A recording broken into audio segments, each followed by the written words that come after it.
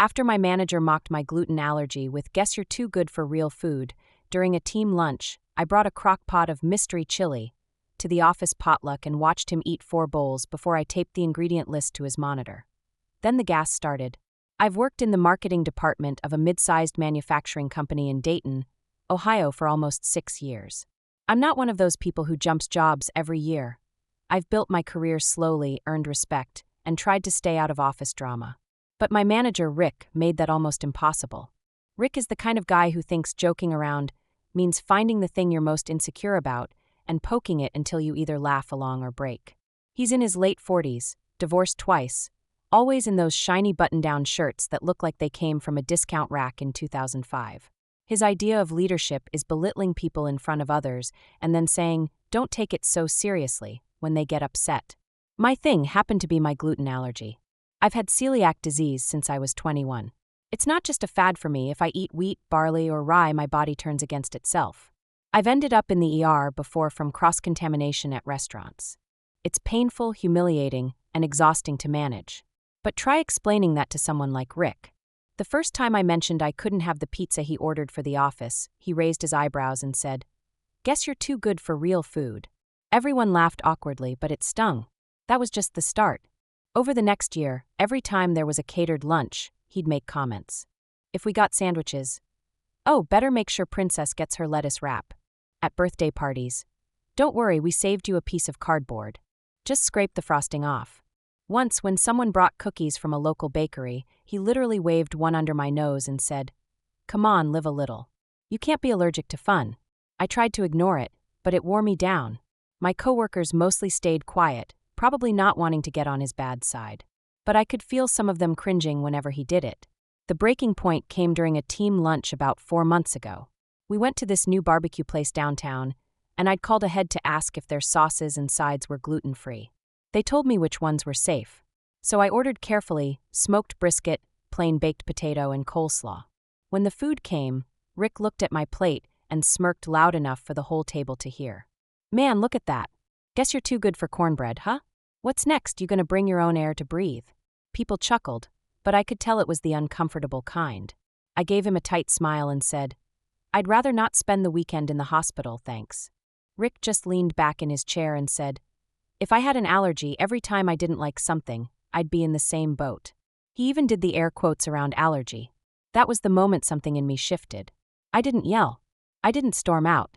But inside, I decided I was done letting this man mock something that could literally put me in the ER. If he wanted to play games with food, I was going to give him a lesson he wouldn't forget. The opportunity came sooner than I thought. Every December, our office does a big holiday potluck. People bring crockpots, desserts, casseroles. It's an all-day grazing event. Rick prides himself on bringing his famous chili every year, and he loves to hype it up. But this year, I volunteered to bring chili too. I called mine Mystery Chili on the sign-up sheet. I spent 2 weeks perfecting the recipe, rich, hearty, and completely gluten-free. But here's the twist. One of the main thickeners I used was pure wheat flour. A lot of it. Now, before you think I was about to poison him, I knew for a fact Rick didn't have any allergies. In fact, he bragged all the time about his iron stomach and how nothing made him sick. But I also knew from overhearing a few conversations in the break room that he had a, let's just say, sensitive digestive reaction to certain types of beans and spices. My mystery chili had all of them, and then some. The morning of the potluck, I came in early and set up my crock pot. I made sure the aroma filled the whole office.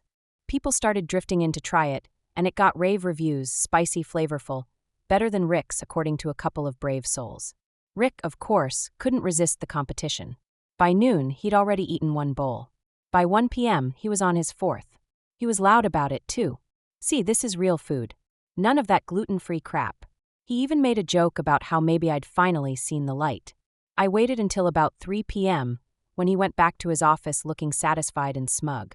That's when I printed out the full ingredient list. Every bean, every spice, every single thing he'd told people in the past gave him killer gas, and taped it right to the middle of his computer monitor.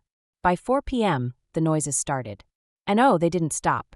By the time most people were packing up for the day, the first wave had hit Rick. He tried to play it off at first, shifting in his chair, coughing to cover the sounds, but it was clear something was going on. His office was 2 doors down from mine, and every time someone walked past, I saw them wrinkle their nose. One guy from accounting muttered, "Jesus Christ," under his breath as he hurried by. Around 4:30, I heard his chair scrape back and the quick shuffle of someone heading toward the restroom. He was gone a good 15 minutes. When he came back, his face was red and sweaty. "Too much chili?" I asked sweetly when he passed my desk. He glared at me but didn't answer. By the time the clock hit 5, he'd made 3 more bathroom trips, and his usual booming laugh was gone. He didn't even stick around to do his end-of-day rounds, just grabbed his coat and left without saying goodbye to anyone. The next morning, I expected him to be back to his normal, smug self. But he didn't show up. Instead, we got an email from him. "Working from home today, stomach bug. See you all Monday." That Monday turned into Wednesday. When he did come in, he looked rough. Pale, sluggish, wearing one of those old, wrinkled polos instead of his usual shiny shirts. He didn't even bring his chili Tupperware for lunch. And here's where it got interesting. Because people in the office had been talking. One of the sales guys told me, "Man, whatever was in your chili, it destroyed him." He said he barely made it home in time that night.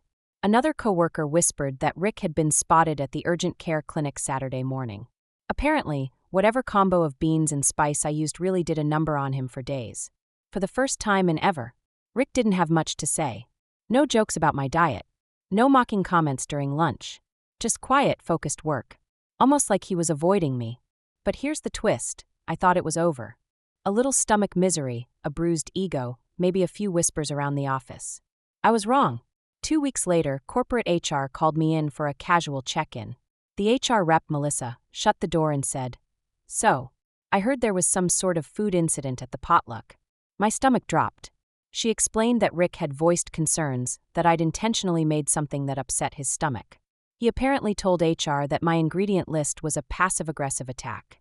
I kept my face neutral. "Melissa, it was chili. People have different spice tolerances. I brought it because I like cooking for my coworkers." She nodded slowly, but I could tell she was fishing. "Did you know that Rick has digestive issues?"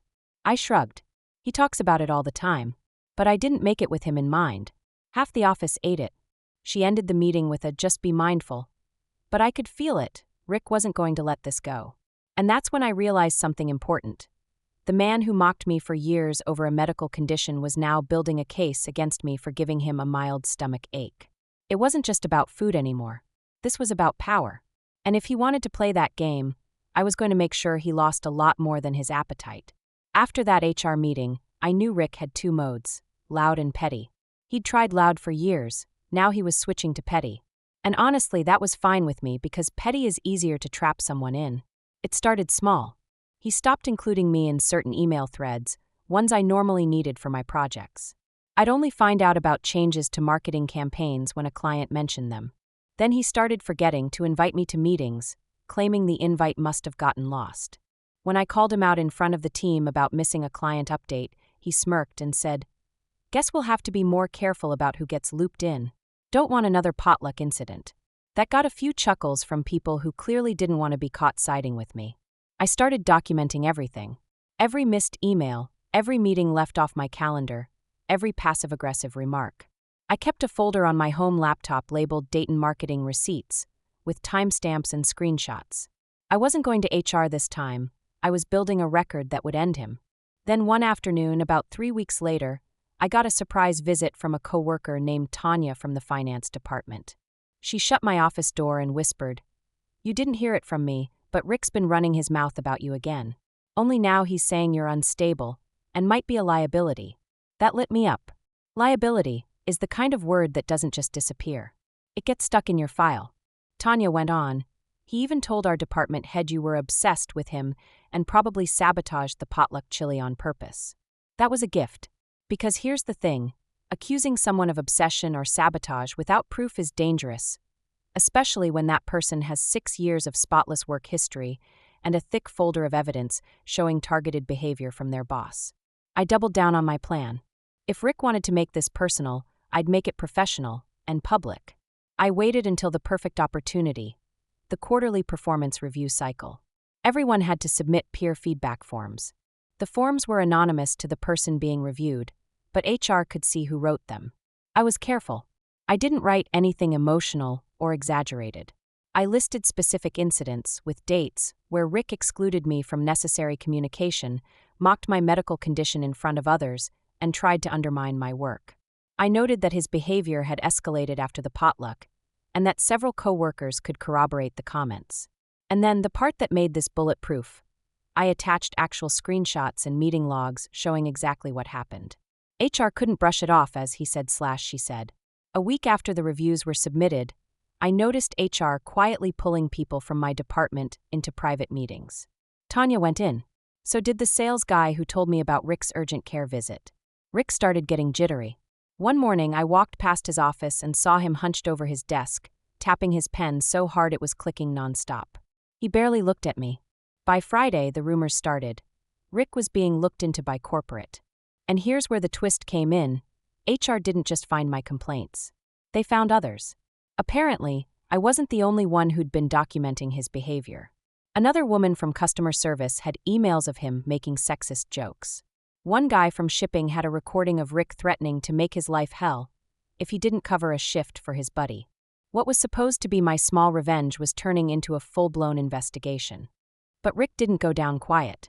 He started stopping by my office again, leaning in the doorway, saying things like, "It's funny how all this heat started after the potluck. Almost like someone's got it out for me." Or, "Careful who you play games with. Sometimes they play back harder." I smiled each time and said nothing. Because the truth was, he had no idea just how much harder I was willing to play. By mid-February, the corporate investigation was in full swing. You could feel the tension in the air whenever Rick walked into a room. Conversations would stop. People would stare just long enough to make him uncomfortable. He was unraveling. Instead of keeping his head down, he doubled down on the bad behavior. But now it was more erratic. He'd call people out in meetings for half-assed work, even when the work was fine. He started firing off angry emails at 10 p.m. about lack of team spirit and attitude problems. The desperation was starting to show in his face. His tan was gone. His hair looked greasier. And he'd lost that cocky swagger that used to annoy me so much. Now he looked like a man cornered. And then he made the mistake that sealed his fate. It was a Thursday afternoon. I had just wrapped up a video call with a client when I saw an email from Rick, sent to the entire department, with the subject line, "Let's talk about professionalism." The body of the email was a long rant accusing certain individuals of being manipulative, vindictive, and a drain on morale. He didn't name me, but he didn't have to. He referenced the recent food incident and even said, "Some people seem to think the office is their personal battleground." The kicker? He copied HR. It was so reckless, so blatantly targeted, that I didn't even need to respond. I just forwarded it to Melissa in HR with a single line. "Per our previous discussion, please see below." Less than an hour later, HR called me. They asked if I'd be willing to give a recorded statement about my experiences with Rick. I didn't hesitate. I walked into that conference room with my folder of receipts and laid everything out. The comments about my allergy, the exclusion from meetings, Tanya's warning, and now this mass email tantrum. While I was in the meeting, Tanya texted me, "Tanya, Rick's in with HR now. Looks bad." Me, how bad? Tanya. Doors shut. Corporate guy from Chicago flew in this morning. I think this is it. It wasn't it, yet, but it was close. Rick came out of HR's office looking like he'd swallowed a lemon whole. He avoided my eyes completely, grabbed his coat, and left early. That was the first time in years I'd seen him leave before 5 o'clock. The next week, corporate announced a department reorganization. Everyone knew what that meant. Somebody was about to get the axe. But instead of waiting quietly, Rick tried one last desperate move. On Tuesday morning, every single person in the department got an anonymous printed letter in their inbox. The letter claimed that malicious actors were trying to destroy Rick's career with lies and false accusations, and that anyone with a shred of loyalty should speak up to defend him. The problem for Rick was, our office has security cameras. Cameras that record who prints what from the shared copier. By noon, corporate security had the footage. By 2 p.m., Rick was escorted out of the building. But that wasn't the end, because I learned later that he hadn't just lost his job. Corporate labeled his termination as for cause, which meant no severance, no payout for unused vacation, and a black mark in his HR file that would follow him to any company that called for a reference. Still, part of me suspected that getting fired wasn't enough for him to learn anything. And that suspicion was confirmed a month later, when I ran into him at the grocery store, and he looked at me like he wanted to kill me. It was late on a Saturday when I spotted him at the Kroger on Wilmington Pike. I almost didn't recognize him. Rick had always been the loudest, most visible guy in any room. Shiny shirt, confident stance, voice that carried across the floor. But now, he looked smaller. Hair thinner, a few days of stubble, moving like someone who didn't want to be noticed. I was in the gluten-free bread aisle, comparing prices, when he turned the corner. The moment his eyes landed on me, his whole face changed. He froze for a second, then slowly pushed his cart toward me. "You happy now?" he said. His voice wasn't loud, but it was sharp. I kept my tone even. "Excuse me. You got what you wanted. I'm out of a job. People I've known for 10 years won't return my calls. My kid doesn't even want to see me right now." His jaw tightened. All over some chili. I could have reminded him it wasn't just chili. I could have listed every time he mocked me in front of the team, every time he tried to undermine me. But I didn't. I just said, "Rick, you did this to yourself." He stared at me for a long moment, then laughed under his breath. "This isn't over." And he walked away. That should have been the end of it. But a week later, Tanya texted me. "Tanya, heads up. Rick's been messaging people from the office. He's saying you lied to HR and that he's going to clear his name." A few days after that, a fake Yelp review popped up on our company's page claiming our marketing department was run by a bitter, petty woman who ruins people's lives. It didn't use my name, but everyone in the office could tell who it was about. I screenshot it, sent it to HR, and got a short reply. "Already aware, legal is handling it." But Rick wasn't done. One evening, I found a note taped to my car windshield in the office parking lot. It just said, "Karma comes around." There were no cameras pointed directly at my spot, so I couldn't prove it was him, but the handwriting looked familiar. It rattled me, enough that I started checking over my shoulder when I left work. Then the real hit came. A recruiter I'd been talking to for a new role emailed to say they'd received concerning feedback from someone they spoke with during their reference check. They wouldn't say who, but I knew. That was the moment I decided Rick wasn't just an ex-boss I'd beaten in the office. He was a problem I had to shut down completely. I still had my folder of receipts, but now I started building a new one. Emails to recruiters showing his interference. The Yelp review. Photos of the windshield note. I even asked a few trusted coworkers to screenshot any messages he sent them about me. Because this wasn't about petty office payback anymore. This was about making sure Rick's reputation, the one he'd used to stomp on other people for years, was burned down to the foundation. And I was willing to see it all the way through. Once I realized Rick was trying to poison my reputation outside the company, I stopped thinking about him as just a jerk ex-boss. He was a threat, and threats get handled. The first thing I did was line up my allies. Tanya was in. So was Mark from sales, the guy who had overheard Rick at urgent care, and Beth from customer service, who'd saved a couple of his worst sexist emails before he got canned. All of them had their own reasons to see him go down. I just happened to be the one tying the strings together. I started with LinkedIn. Rick had updated his profile the week after being fired, making it look like he left for new opportunities. Cute.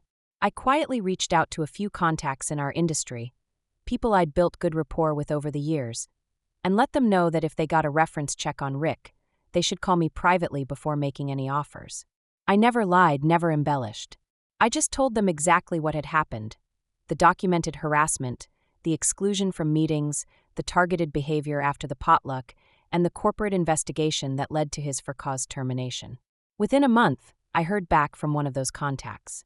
They'd been considering him for a mid-level marketing director role at a local distributor. After our chat, they moved in a different direction. Next came the Yelp review. Corporate's legal team sent a formal takedown request to Yelp, attaching the metadata they'd pulled that tied the review's creation to Rick's home IP address. It was gone within days. And because it was tied to his home network, legal also sent him a cease and desist warning about further defamatory actions. But the part one was most proud of came in April. I knew Rick had been trying to get into consulting to bridge the gap while he looked for a new job. Problem was, consulting work meant getting clients to trust him, and clients in our city talked. So, with my little network of allies, I made sure every time his name came up in a professional conversation, someone had a story ready. Sometimes it was Beth mentioning his bathroom blowouts after the potluck. Sometimes it was Mark casually recalling how Rick threatened to make his life hell. The stories were always true, and always just loud enough to travel. By early May, Rick's consulting business was already sputtering. Tanya forwarded me a screenshot from a mutual contact showing he'd dropped his hourly rate by nearly half and was still begging for work. The final twist came from a place I didn't expect, his own kid. One Friday, I ran into an old coworker at the coffee shop down the street. She told me she'd bumped into Rick's ex-wife, who mentioned that Rick's teenage son had refused to visit him for weeks after hearing what happened at his dad's work. Apparently, one of the kid's friends had a parent in our office, and the story of Rick getting out-eaten by the gluten-free girl before being fired had made its way to their high school. I almost felt bad, almost. But I knew Rick wasn't done flailing yet. People like him don't fade quietly. They try one last desperate grab for control before they crash completely. And when he made that move, I was going to make sure the fall was permanent. I didn't have to wait long for him to try something reckless. It was early June when I got a LinkedIn notification that Rick had posted a long professional update. I clicked it out of curiosity, and there it was, his big public swing. The post started off looking like some generic motivational nonsense about resilience and learning from setbacks. But halfway through, he shifted into a thinly veiled attack. Sometimes you cross paths with people who will stop at nothing to destroy your career, even fabricating claims and manipulating HR. The corporate world has its share of snakes, and I learned that the hard way. He didn't name me, but he didn't have to. The people who knew the story would connect the dots. And that was the point. He wanted to create enough smoke that future employers would hesitate before hiring me. I wasn't about to let that stand. I saved the post, then sent it to Tanya and Beth. Beth's response was immediate. Beth, want me to make some calls? We didn't have to invent anything. We just made sure the full story, not his watered-down version, was circulating in the right places. Mark knew a few recruiters who'd worked with Rick in the past. Tanya had a friend who ran a local business networking group. Every time Rick's post got shared or mentioned, someone would chime in with, "Oh, you mean the guy who got fired for harassing his employee over a medical condition?" It spread faster than I expected. Within a week, his motivational post had turned into a comment section minefield. People were openly asking, "Is this about the chili story? And weren't you escorted out by security?" Rick tried to control the damage by deleting some of the comments, but that only made it worse. Screenshots of the deleted ones started showing up in other groups, and even on a local industry Facebook page. Then came his real undoing. One of the recruiters he'd been trying to work with sent his LinkedIn post, along with the comment section, to someone in corporate at our old company. That person forwarded it to the legal team. The next day, Rick got a formal legal notice warning him that his post violated the non-disparagement clause in his termination agreement. That meant he could be on the hook for repayment of certain benefits he'd received after being fired.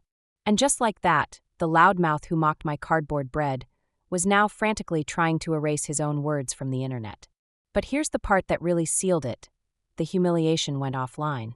At a local networking mixer in July, Rick showed up trying to pass out business cards for his consulting. According to Tanya, the moment he walked in, someone at the bar called out, "Hey, is this the chili guy?" Loud enough for the whole room to hear. Half the people laughed. The other half just didn't take his card. By the time he left that night, he looked like a man who finally realized the fight was over. Or so I thought, because a week later, I got an anonymous email in my personal inbox, and the subject line was, "You think you've won?" The anonymous email wasn't exactly subtle. No greeting, no sign-off, just, "You think you've won. But I know people. I'll find a way to tell the truth about you." It was almost funny. The truth he kept clinging to didn't exist. Just the version in his head where he was some innocent victim taken down by a petty coworker. Still, the fact that it landed in my personal inbox meant he'd been digging for information about me outside of work. That crossed the final line.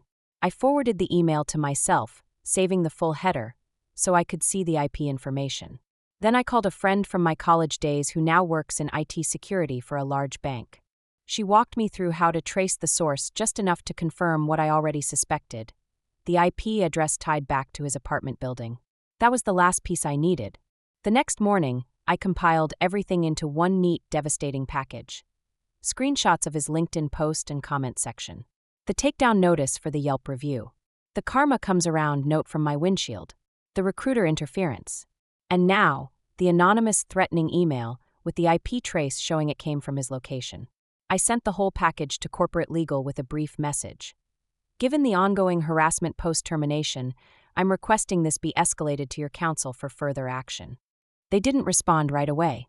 But about a week later, Tanya texted me, "Tanya, did you hear? Rick's getting sued." Sure enough, corporate had filed a civil suit for breach of his termination agreement and harassment of a former employee. That meant public court records, which meant anyone who looked him up from now on would see exactly what he'd been accused of. The cherry on top? The local business journal picked up the case in one of their legal notices sections. It was just a small blurb, but in an industry as gossipy as ours, it was the equivalent of a billboard. From there, the collapse was fast. The consulting clients he did have dropped him. A speaking gig he'd been bragging about on Facebook disappeared from the event's website. Even his LinkedIn went quiet. No more motivational posts, no more humble brags. The last I heard, he'd taken a job 2 counties over doing entry-level sales for a tiny regional supplier. No management title. No team to boss around. Just a guy with a headset, dialing cold calls all day.